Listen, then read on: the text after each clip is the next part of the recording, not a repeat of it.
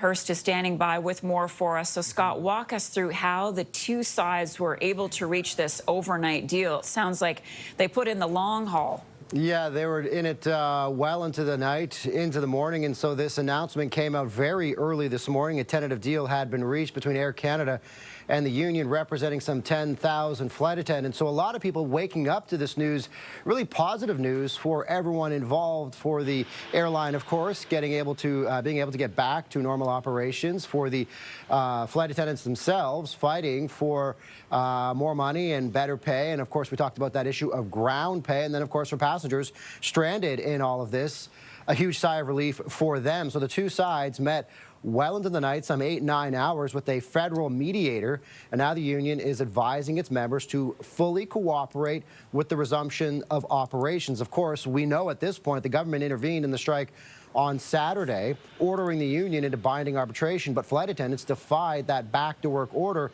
and remained on the picket lines, meaning if it dragged on further, CUPE members could have faced possible fines or even jail time. So, Marcia, as you mentioned at this time, we don't have the specifics of the deal. They haven't been released, but at issue had been wages, and the point of contention was the issue of unpaid work and ground pay. Flight attendants were only paid for the time and for the hours that they work in the air, which doesn't include boarding or other on-the-ground duties. And so the union, in announcing this deal, is ultimately calling this an historic fight to reaffirm our charter rights and saying unpaid work is over. So that's what we know about this for now, Marcia.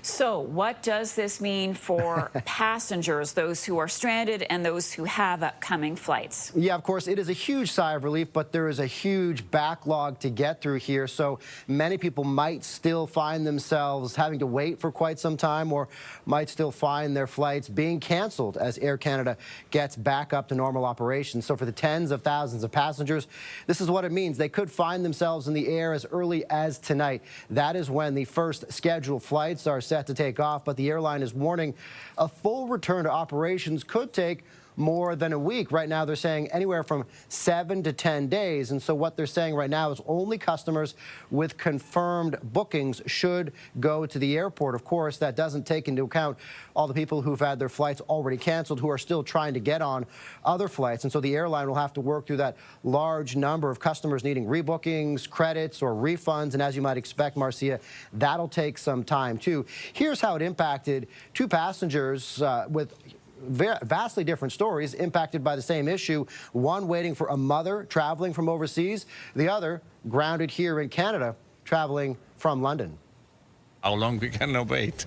We can wait like 10 days, 5 days, but I don't know when she will come back. It's fortunate in a way because we can spend more time with our family here. I think we're just lucky that we weren't on like a kind of like an all-inclusive or booking a hotel, because then it would be very difficult, and I think we'd be stressing a lot more than we are now. So, Marcia, I know it might be hard to hear for some people who've been impacted by this, but patience is going to be needed over the next upcoming week, because, as we mentioned, it could take anywhere from 7 to 10 days for Air Canada to get back to normal flight operations. All right, Scott, thank you for that.